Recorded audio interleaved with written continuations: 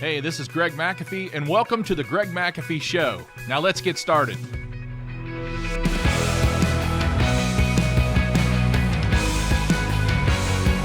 And welcome back to the Greg McAfee Show, where we discuss steps to successful entrepreneurship, how to take your business to new heights, and ultimately follow your dreams. Today we're going to be talking about how open are you to new ideas. Because as a business owner, as an entrepreneur, we need to be open to new ideas. You know, everyone will say they have an open mind, but do they really? We have a tough time today seeing each other's political views. And it's like my way or the highway today. Very few people can remain friends and have different political views today. So now, take that and put it into the business world. We have got to be flexible. We've got to be open. Some of the best ideas come from really weird places or different people you would have never imagined. Somebody just says something and it sparks an idea in your head. So, does it depend on the topic? Who it's coming from? Would you take business advice from a janitor? From a Fortune 500 business owner? Why or why not? Why is it that some people seem to make constant progress in their business and their personal lives while others appear to constantly struggle? Well, as entrepreneurs, is what we are, we need to interact with many people, including, but not limited to, our employees, our vendors, suppliers, our customers, our community. And it's important for a successful business owner to possess great personal and networking skills for their business. And I mean, unless you run some sort of business that does not require any employees and does not require you to talk to any customers, you've got to have personal and networking skills. That's going to benefit your business and benefit your growth. And who can you learn from? Well, I've been in business 32 years. I'm 59 years old. I learned that I can learn from anyone. And the way I learn from people is asking a lot of questions. You know, how did you get started? What made you get started? Why did you do this? How did you do that? No one is an expert at everything, but some act like they are. And successful people tend to approach life with an open mindset, an eagerness to learn, constantly learning, a willingness to be wrong. Someone once said, I've got to be wrong a lot to get to the rights. And that's the truth. Closed-minded people, however, are more interested in proving themselves right than having the best outcome for something. They're so worried about being right that they shoot themselves in the foot in their businesses because the outcome isn't what they wanted, because they stood their ground on being right. And that's not going to get us very far. Let's talk about some characteristics of closed-minded people. And I mean, we all can be closed-minded at times, but open-minded people are the most successful people. And we'll talk more about that as we go here. So here's some characteristics of closed-minded people. Thinking that they have all the answers. I mean, they're just right no matter what. And as I say that, you're thinking of someone, okay? Not letting people finish making the point that they're talking about. They interrupt a lot. Judging people by their position, color of their skin, their race, or their title. That's why I asked the question, can you take advice from a janitor? There's a lot of different stories about janitors. Janitors can be very successful and smart people. You never know who you're talking to. years ago, I joined a entrepreneurial program where you go in and you sit at a round table discussions with other business owners that you don't know. You get to know, but you don't know when you first sit down. The best advice they gave me when I first walked in is for the first couple meetings, lay low, maybe ask some questions, but you never know who you're sitting next to. They can be a multimillionaire, billionaire, who knows? So just lay low until you get to know everybody. That was good advice, and that's what I did. Believing that everything must be done their way. Let me tell you something. If you're in business and you think everything must be done your way, you're going to be very disappointed because you don't have all the answers. You don't have all the answers to everything. You're not an expert on everything. Some of our best ideas have come from our team.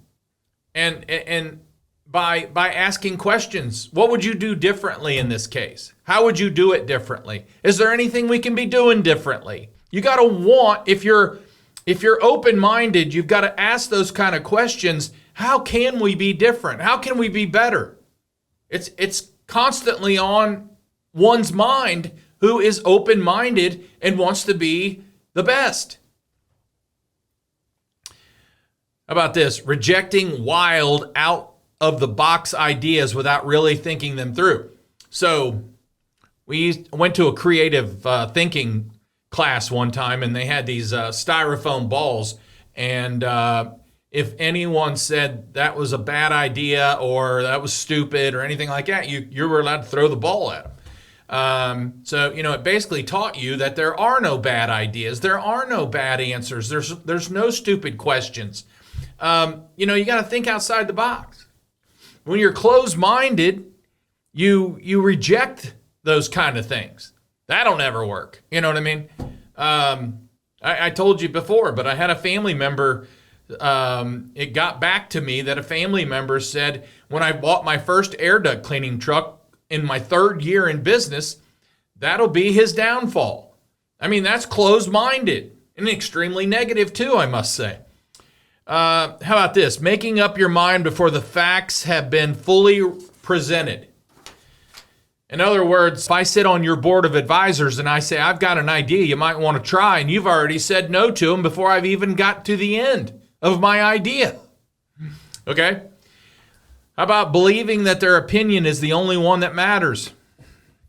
You talk about closed-minded. I mean, nobody walks on water that I know of except Jesus. Nobody walks on water on my boards, on my teams, and I'm open. I really am. I'm open-minded.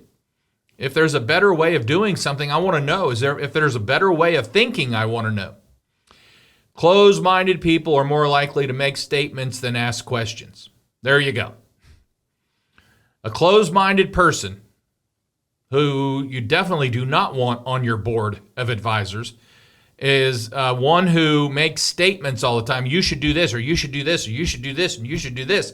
But they're never asking why you do it this way, or how you do it this way, or what made you do it this way. Open-minded people ask a lot of questions. Now, I thought about this as I was putting this class together, or putting this podcast together, rather.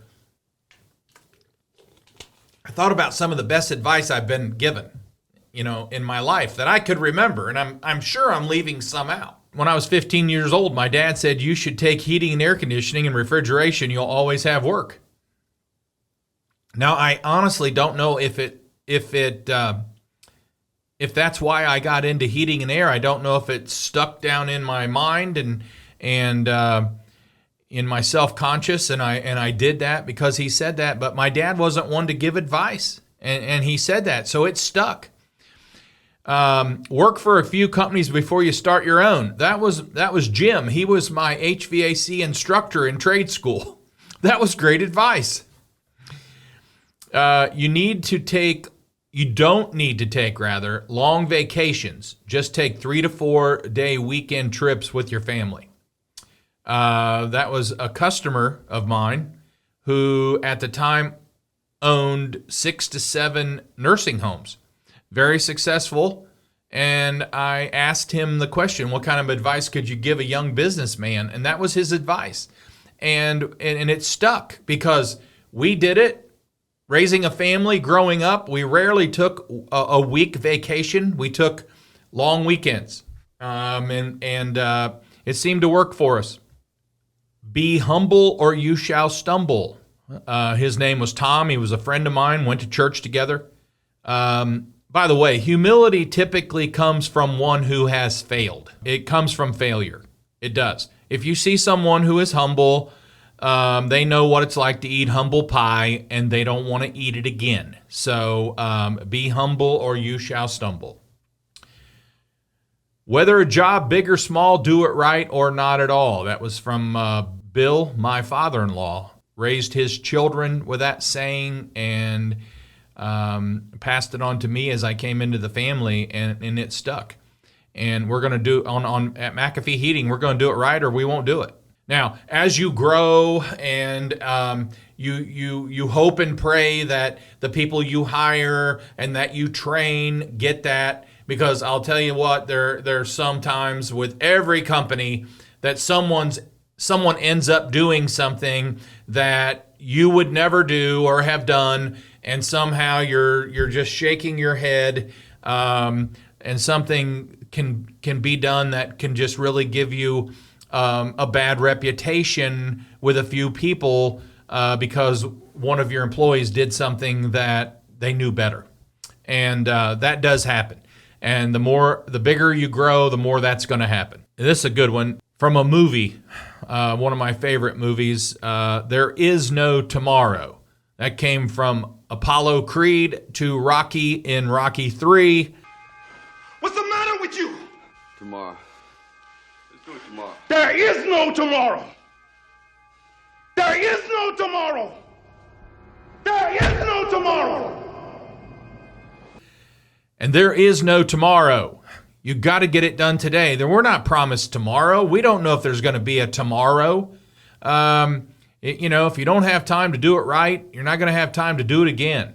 And that all goes together. There is no tomorrow. Get it done today. How long are you going to let this drain you? That was from, her name is Peggy. Her and her husband had a very successful multi-million-dollar company, and I had purchased a home improvement company, major brain dump. And it was draining me. It was draining me bad. And I was allowing pride to get in the way and kept trying to make it work. And she point blank asked me one day, how long are you going to let this drain you? Because it's going to take you under if you keep going any longer. And she was right. And we closed it down. We didn't even sell it. We just closed it down. Took our losses and moved on. And that's something I teach. Sometimes you got to take a loss and move on. There's bigger gains ahead. Raise your prices. That came from someone named Ken in my industry. He's a mentor, and he flat out told me you need to raise your prices. They're way too low. And I did that. I gradually did that over a period of time in steps. Over about a 6 to 9 month period, we got our prices up where they should be. Closing ratios are still as strong as they were, and we haven't missed a beat. And when you raise your prices, when you need to raise your prices, that goes directly to the bottom line. So it's extremely healthy. How about this? Write me a check for $10,000, and if you don't hit your goal, I'll send the money to someone you don't want to have it. But if you do hit your goal, you and your wife can buy something you've been wanting. That came from a business coach named Phil, and that was great advice. At the time, I had to pick a number. This goes back several years ago, but at the time, I had to pick a number that would affect me. Because I started off with 2,000, and he goes, oh, no. 5,000? Oh, no. And when I got to 10,000, he said, I think where you're at right now, 10,000 is a good number. And we hit our goal. Because I did not want the person I listed to have my 10 grand. Always go the extra mile in your career, in your business, and in your relationships. in your service, in loving others, and in everything you do. Pursue excellence in all your undertakings. And that advice came from Jesus in Matthew 5:40 through 42. Good advice for all of us. Now, as I was doing this, I just put together some things that someone once told me that stuck. And this is not advice, but this was, I'll rattle them off pretty quick. There's only a few, but you'll be worth millions one day. My best friend, Kelly, and he's also my business mentor. My net worth at the time was probably less than $100,000. And he said, you're going to be worth millions one day. My wife said, he's the hardest worker I know. That just sticks. I mean, compliments, affirmations, that's good stuff. Another affirmation was from an evangelist friend of mine, Bob. He told me, you have a gift, use it. And then a mentor friend of mine, Dave, he said, there is no normal, only next. And that stuck. There is no, during the COVID, during 2020 and 21, I mean, everybody was like, I can't wait to get back to normal. You go through a recession. I can't wait to get back to normal. Well, he said there is no normal. There's only next. What's next for you? Because you're not going back to normal. It's only next. Think about that. All right. A wise person once said, it's not life that's important, but those who you meet along the way that make a difference in your life. And all these people that I just read off have made a difference in my life. And again, there's probably some I've left off.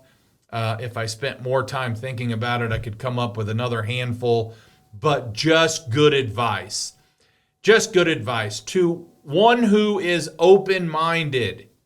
I heeded to those words. I grasped onto those words. I've never forgot them.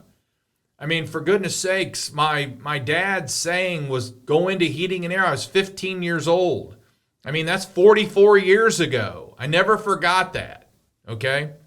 And entrepreneurs, really successful entrepreneurs, such as Steve Jobs, Jeff Bezos, Arianna Huffington, and Reid Hoffman, they've experienced multiple setbacks and failures in their business before they became successful.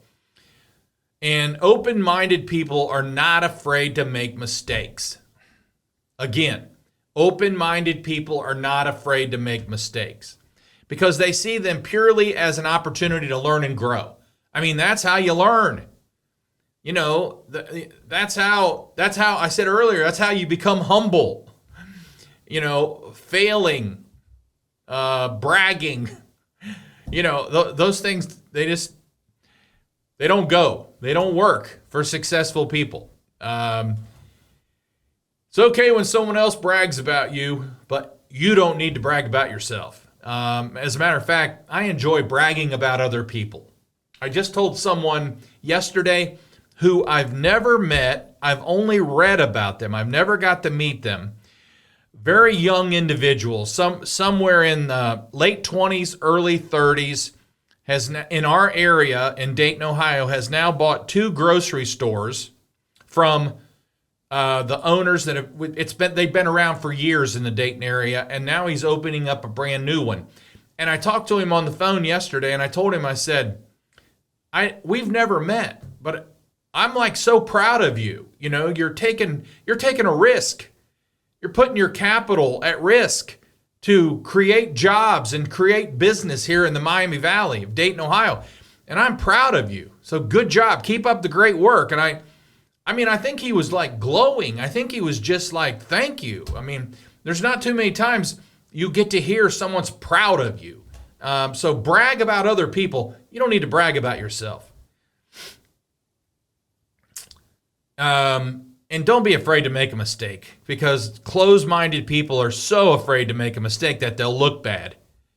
I've made several mistakes. These successful, much more successful than me, made several mistakes before they became successful. That's how they've learned. That's why they're successful. Jeff Bezos also, he observed that the smartest people are constantly revising their opinions and are open to new points of view, ideas, and information that challenge their beliefs. In other words, they don't get stuck on one way. Because as they ask questions, because they're open-minded, as they ask questions, then they might learn more about something that changes their mind. So they're open to that. And science also agrees with that. The more willing you are to admit you're wrong, the faster you learn and the better decisions you make. One of my sayings is either my bad, I screwed up, it's my fault, or I stand corrected. Okay? Meaning I made a mistake. I was wrong. Okay? I stand corrected. My fault. My bad. Okay? Nothing wrong with that. Nothing wrong with that. If you don't have that, you're going to be eating a lot of humble pie. And humble pie doesn't taste too good. All right. So being open-minded in seeking new ideas and being creative are the keys to innovation. That's how you innovate. That's how you grow. That's how you become successful. That's how you become number one in your market. That's how you train other people to do.